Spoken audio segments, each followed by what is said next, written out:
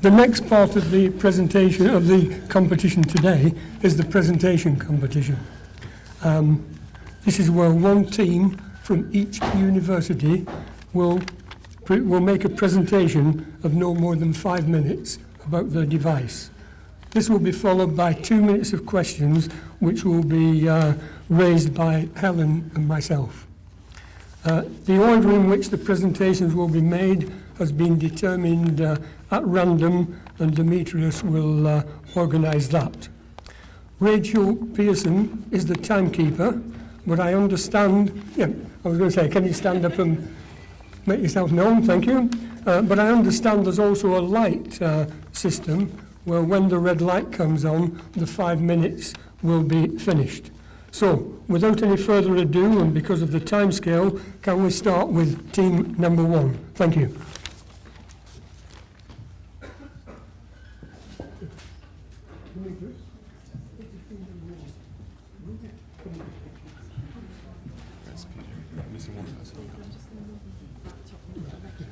Are you all set up here? Setting up, yeah.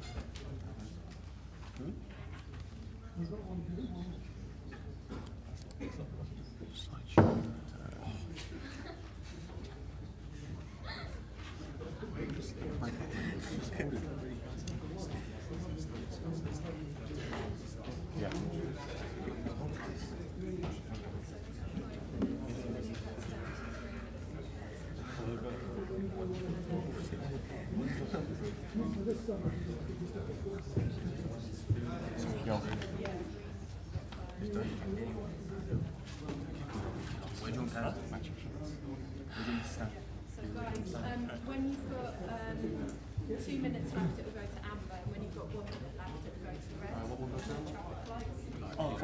Okay. So what So it'll be green at first, and then you'll have, when it goes to amber, you'll have 2 minutes left. Yeah. And when it goes to red, you'll have 1 minute left. We're only spending like 30 seconds a slide anyway. Yeah. Then there's 2 minutes afterwards for questions. Right. Can we start, please? Go ahead.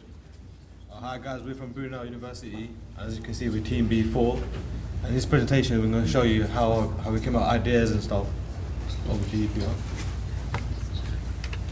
First, we wanted our device to be compact. If it was too big, it would be too heavy and it would not climb the pipe fast enough for a decent cycle time. So we were focused on making a small frame. To do that, we wanted one thing.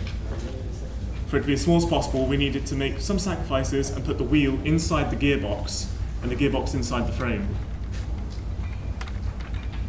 And to stabilize it, we used U-grooves. We originally wanted to use a U-groove for the main powered wheel, however, that was unfeasible, as we'll explain.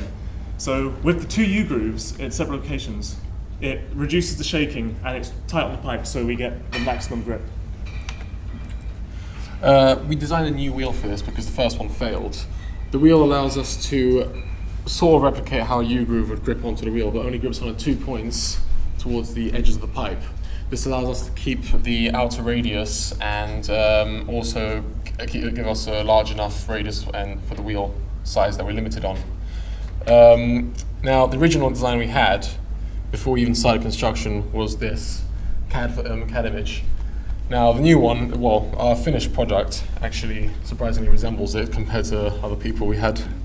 Now, as you can see, the powered wheel is just 2 discs. Now we've changed that and made it one whole wheel in the H form. Now the improvements we had were the fuse box we were given was really large and didn't suit our device. So we used car fuse, 5 amps, to reduce the weight and size and the amount of wiring needed. We also increased the voltage by adding an extra battery pack. Sorry. And also changed our powered wheel by forming one whole wheel rather than having 2 separate pieces. Then we added a battery bracket to the back made of lightweight plastic so we could hold the batteries without affecting it too much. Originally it was taped up, which of course wasn't very easy to change the batteries. So this makes it easier to maintain battery charge and to just replace the batteries if necessary.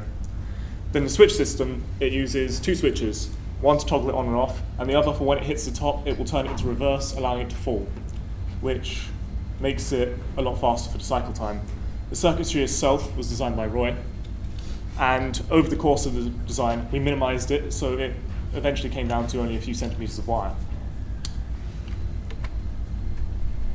With the costing, the main cost is the batteries. We used 7.4 volt LiPo batteries, which cost around £4 to £5 each. We used 2 of these for our final design, making the main cost of our frame itself a mere £5.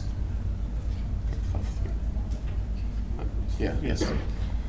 The various costs come from the main cost comes from the gearbox, from the custom wheel, which had to be made from a white acetal rod, the switches and the D-shackle. The main parts, however, such as the fuse, some of the aluminium parts used, cost less than 20p, as such they were ignored. Now the gear ratio we used was a 16 to 1. This was basically calculated by getting our maximum torque and making sure it didn't go above it. We made it from the set gearbox that we provided, and also the mass of the actual design, well, the total mass when it reaches the top will be 1.85 kilograms. Now cycle time we calculated was 5.46 seconds. Now this was only with one 7.4 LiPo battery. We added one more, and this improved our time greatly, which will allow for other people to see during testing. And that's the end of the slide. Any questions?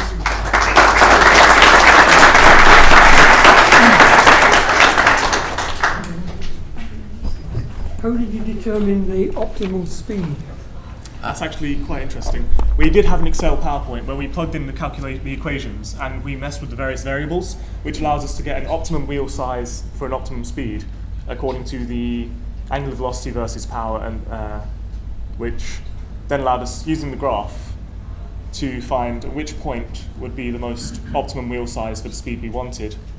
But in order to fit it inside the gearbox, the optimum wheel size was too large. So we sacrificed some of the wheel size while not sacrificing much of the speed in order to get as much speed as possible out of the compact design.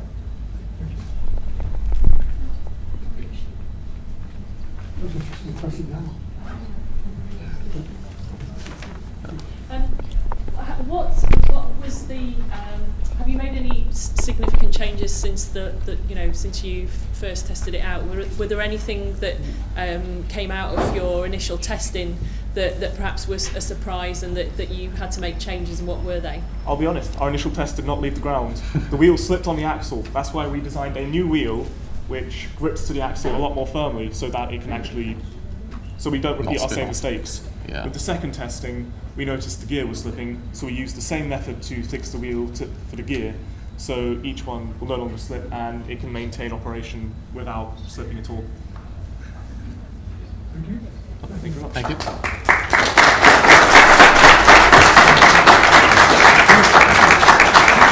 The next one, please.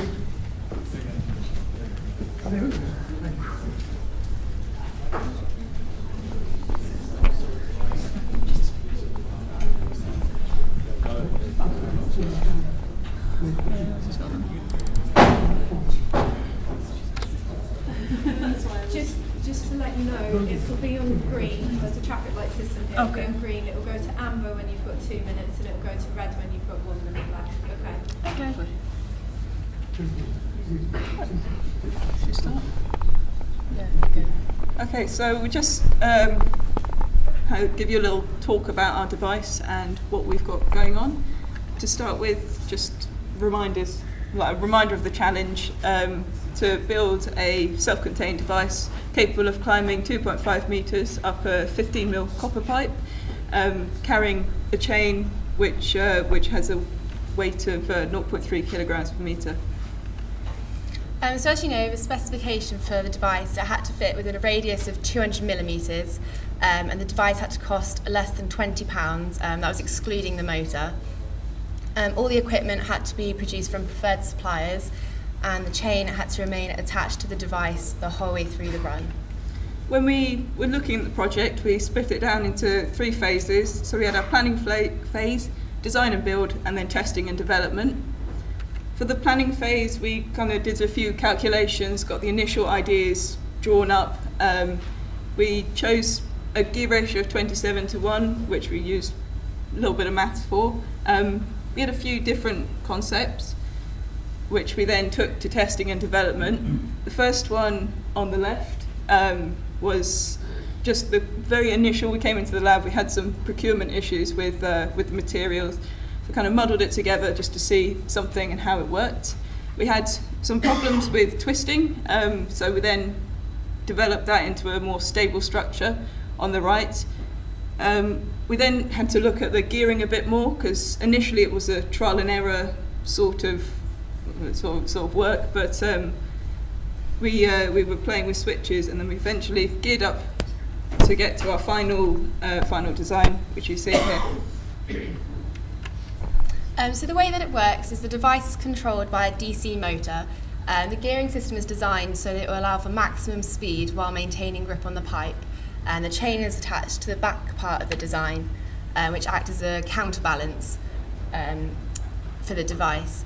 So it's powered by 4 AAA batteries, and the structure is made from wood, so it's lightweight. The wheels are made of rubber, so that acts as friction against the copper pipe. The total cost of our device was £18.48. The biggest expense came with the power unit and the wheels. We used MDF for our structure because it's relatively lightweight and low cost, and the rest, all of our parts were procured through suppliers. The frame was cut out in-house. So we were concerned about the end of life cycle for the device. It's easily disassembled with nuts and bolts and screws. The structural parts can be recycled as well. The wheels and tyres can be reused and recycled. The batteries and the motor would have to be disposed of in accordance with the WEEE regulations if they were unable to be used again. Thank you for listening. Have you got any questions?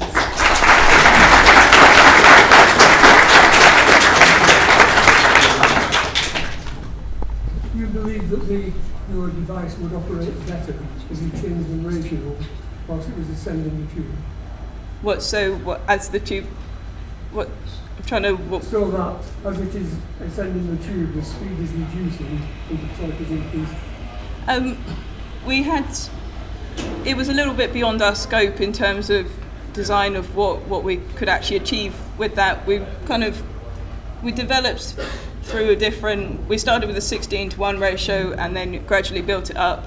We had a lot of problems with slippage of the wheels and gears on the axle, so what we settled with worked, it functioned, and that was our primary goal, to produce a functioning device. Given some more time, then perhaps we would be a bit more technical. You mentioned that you counterbalanced the mechanism using a chain, and it's quite an unusual design compared to others that I've seen before. Did you have any problem as the obviously the extra weight was counterbalancing the change in the centre of gravity and so on? Did you have any problems making sure that the thing remained in the right position?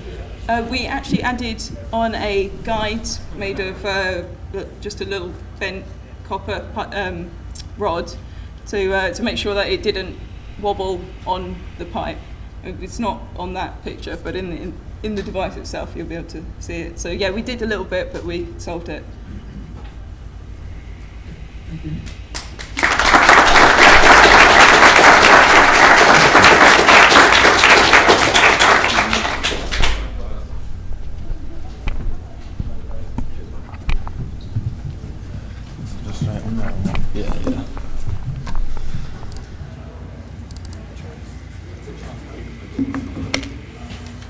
Do you know about the light system, the traffic light? Yes, we were just told about that. So, when you're ready. Ready? Well, good afternoon now, everyone. I'd like to welcome you all to Kingston University as the Kingston University representatives here today. We are Meccano's team. At the start of the design process, we set out 4 key design objectives. Obviously, the robot must complete the required task. It should have structural integrity for repeat use, as we knew we would be testing for a long period of time. It should have a modular construction to assist with the structural integrity if something were to break, and it's modular, it's very easy to replace, to fix. This is why we went to using Meccano, as it was very easy to fix, change parts, reprototype very rapidly. And obviously, once we had a machine that worked, we wanted to minimize the weight as much as possible. Okay, so very early on we made a Gantt chart, so we put on everything that we wanted to get done, and that way we could see what time period we had to do it and who could do that, so we could assign different parts to different people. We agreed also that we wanted a lot of time for the testing and designing optimization stage, so that's why at the end we've got a good 4 weeks to do that, as we knew we'd need to make a lot of adjustments that way. Well, so first on the design, we have a different size of wheel, and then we realized we need to make it smaller in order to have more torque and less speed. And then we changed the structure also. We needed to make it lighter and also to make it more rigid. And also the gear. We changed the gear a few times because we couldn't have enough torque. And then we have some factors influence decisions like the viability. We have a few parts like we really need it, like a spring on the bottom of the whole piece in order to reduce the impact once the machine was coming down. Yeah, here are some examples of the calculations we used. As you can see at the top, we have gearing ratios, which helped us to work out the estimates of torque and power to weight ratio. Sorry. No, go on. And here are some of the initial designs that we came up with. And as you can see, we had 2 wheels on the other side to try to keep the whole machine held close to the pipe as much as we could. But in the end, we decided to scrap this idea in favour of more of a cantilever style design. Yeah. As you can see there, we took lots of ideas from the various designs and tried to combine them into one machine, so that way we wouldn't be using unusable ideas.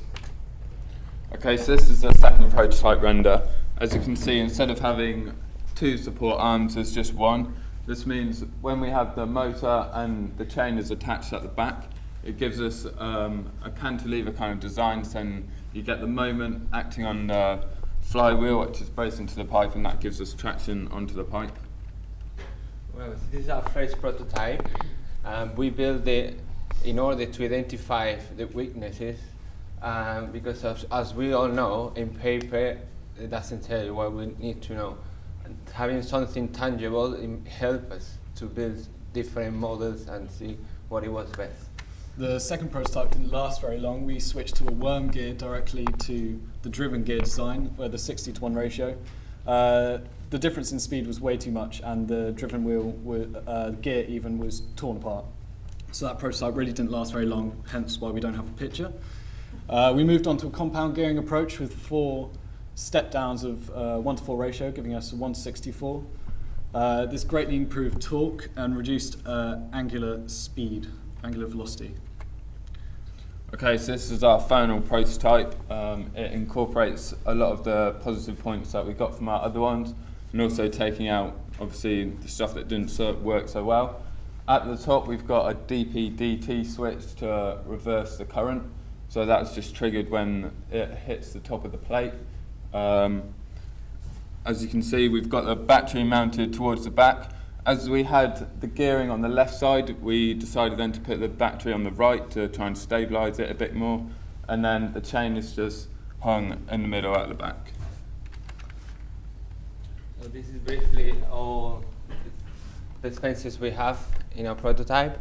Surprisingly, the bolts and spacers and nuts were the spaces part, and also the gearbox. Thank you very much, and we'd like to invite any questions.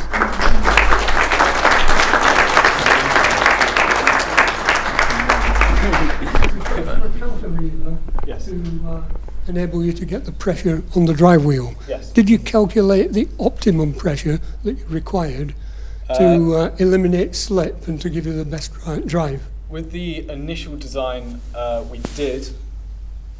However, we went through many prototypes. We only showed 4 really there, but with the Meccano building it physically and re-prototyping, we've had several iterations of this. However, on the first one, we did calculate the force within the chassis members itself and the moment produced by the chain and the batteries and everything at full extension. And that was a factor in choosing the material for the driven wheel. It certainly was a factor, but yes. I was quite impressed that you'd got a plan right at the very beginning, but you talked that about the fact that you had several designs and quite a number of prototypes. Yeah. Did you stick to your initial plan, and was it a viable plan, or did you find that you actually ended up taking more time to achieve your final result? We stuck to it as much as we felt we could, but there were some issues which would arise which would cause it to go on perhaps a few days too long. But for the most part, we did stick to our plan. Yeah, we really did. And it was very good to set this time up for ourselves, because we did try to keep these deadlines, and for the most part we did. I think it was only 1 or 2 things that went over by a day or two, but we just did a couple of late nights, early mornings. And you keep on track, and we made sure we had loads of time for testing. We've been testing this for 3 or 4 weeks, something about now. What lesson do you think you've learned from that process? I think it works very well to have a physical prototype early. For all of us who were very mechanically minded, it was great to have something tangible, something we could see, feel, to test our ideas, past the concept stage, past the maths that we originally did. And if there was an issue that would arise, we could all immediately see where this issue was, and we could address it rather than wait until the later stages to find out where we needed to correct it.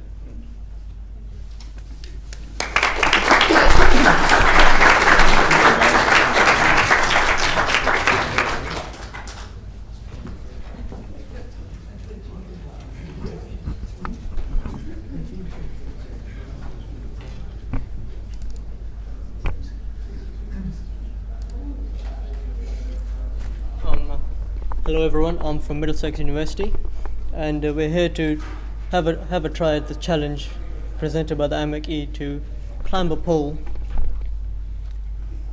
over 2.5 meters while lifting a chain and then return with it without destroying the machine. This is the group of people that I worked with. This myself, Raul Vicaria, Liam Promridge, and Ashley Bishop. The initial ideas we had, we first tested as how many wheels we should put onto the machine. So we thought of 3, 2, and other various, and these 3, the ones that you can see, are the most likely at that point to be tested. We started with the 2 wheel, which were geared.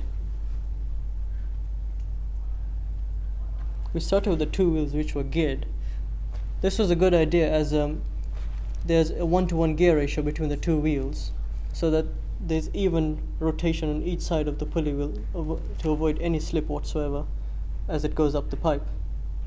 We then continued onwards because this was successful, so we thought, well, let's continue to see if it works with the circuit.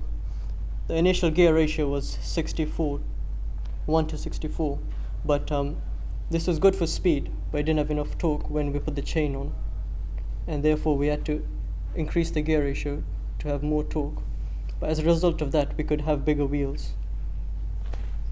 So we made those changes, and this was the final prototype that we assembled. This included the power, the gearbox, and the pulley wheels. The pulley wheels we made ourselves using 3mm MDF. We used 5 layers of 3mm MDF, and then we sanded them to have a clean round edge all round it. We didn't use a flat wheel because that would reduce our contact area with the pipe. To increase the grip, we also added a heat shrink layer. So we had a 60mm heat shrink, which we then just shrunk onto the wheel. This is the gearbox we used at the end, with the ratio of 264:1. The driven gear has 12 teeth. It has 4 compound gears, which each have 48 teeth to a ratio of 12. And finally, we have 4 transmission gears, which are 1-to-1, but that is to transmit the power onto the pulley wheel, which is driven. This is the cost of the items. Most of the cost was taken up by the gearbox and batteries. Luckily, we found and bearings as well. We used bearings so that it would allow a linear, and it would keep everything straight, no wobble whatsoever on the wheel. Despite saying that, we first used a wooden shaft on the bearing, which had a slip fit. It wasn't exactly a press fit, but because the gearbox gears have millimetric size of gears, the teeth wouldn't mesh at certain points. So we had to use a a metal shaft, which would then introduce a press fit, so that there's no give in the gear teeth. The total weight of our base was 700 grams. The height was 170mm, and the width of end to end being 220mm. These are some other pictures. As you can see, the heat shrink on the bottom right. The wheels are heat shrink, and that provided a lot more grip. Then we used rubber bands initially, which didn't help. Thank you for any questions.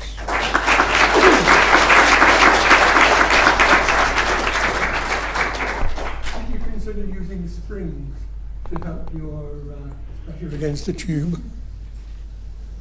Yes, that is what is holding the gears together. You have used springs? Yes, we have used springs. Sorry.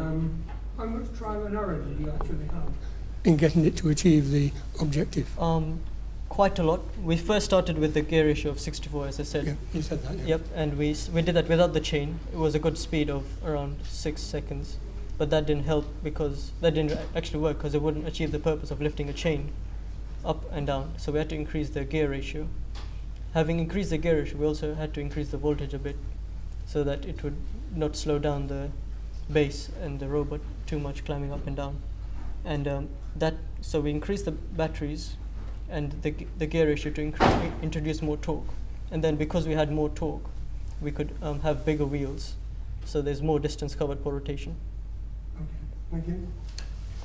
Any other questions? Yeah. If you could make any changes to the existing design that you have, what would they be and why? Why would you choose to change them now? Initially, I would start by trying to make everything smaller and more compact, lighter as well, and that's because weight is a major factor in this. Thank you.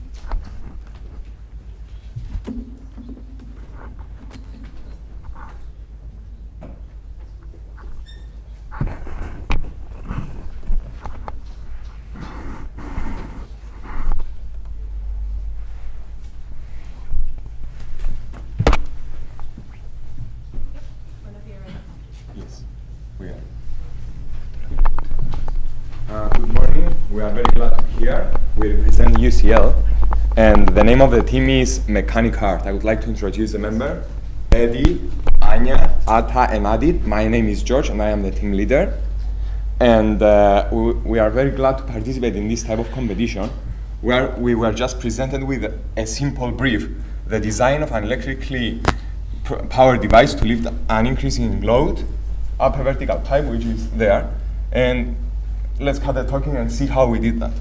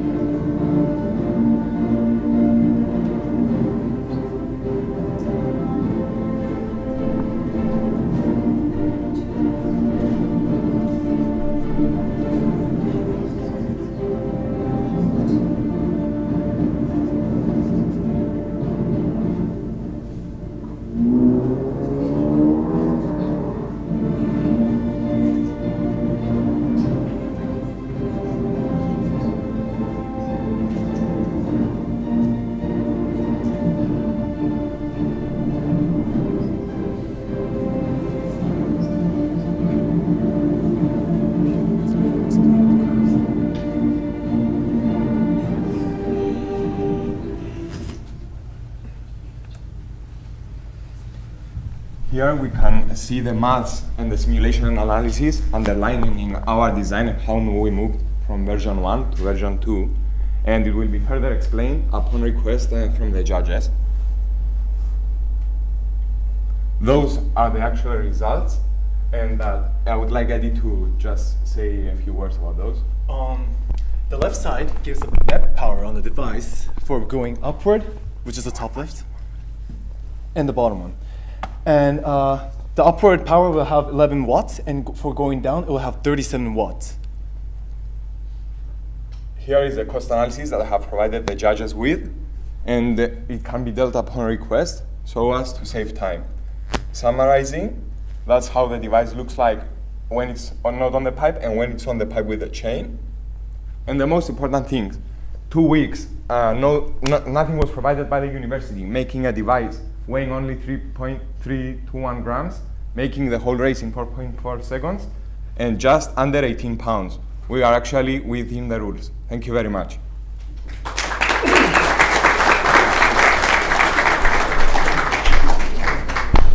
Did you produce the video? Did your team produce the video? I did. You did? Okay. What was the limiting factor in your design? What was the criteria? I'm not really sure. When you were designing this product, there was obviously something that was controlling that design, something that was making it difficult. What was it? The only thing we found difficult is actually the cost wasn't that much of a problem because it was not the limiting factor. We were just increasing the cost every time when we had space. We could just add one more thing to make it work better. So that was certainly not. The only limiting factor, I think, it was time, because unlike other universities, we only had 2 weeks because this was part of a project in a module. And we only had 1 week to design the device on CADIA, and it was the version 1, which you have seen in the video. And then the second week, starting from Monday, to work on the version 2 and actually put it together and create everything. So time was a constraint. That was a limiting factor. Or else we could be... I really believe it's good as it is. We actually met the target. We met the brief. We are producing enough time. 4.4 seconds, not much. So, but I guess with some more time, we could do a lot better. We could just, maybe it wouldn't look like that. And that was the limiting factor.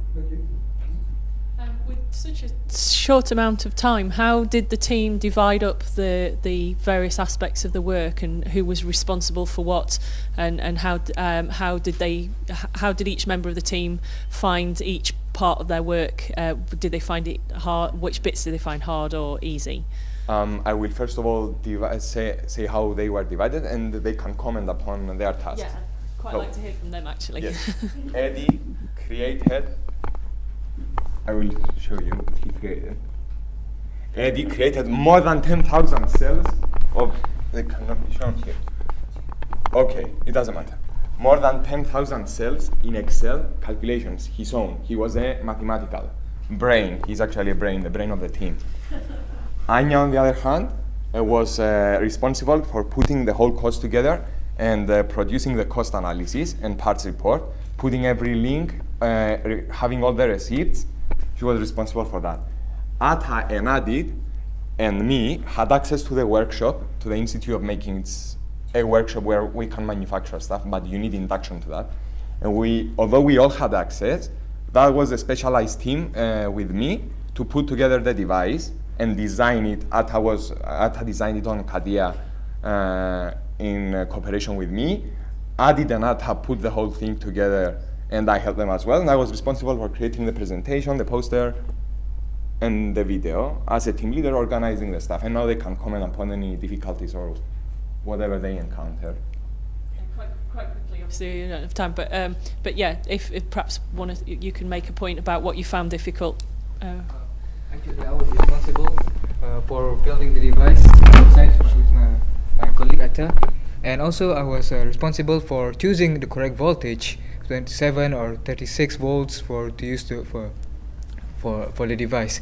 In addition, I also designed the method in which to break the fall, which is either the springs or the sponges.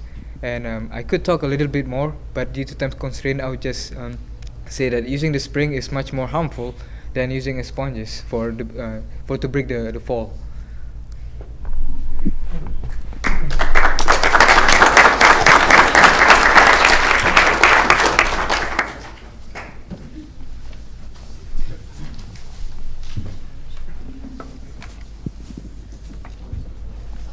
Thank you.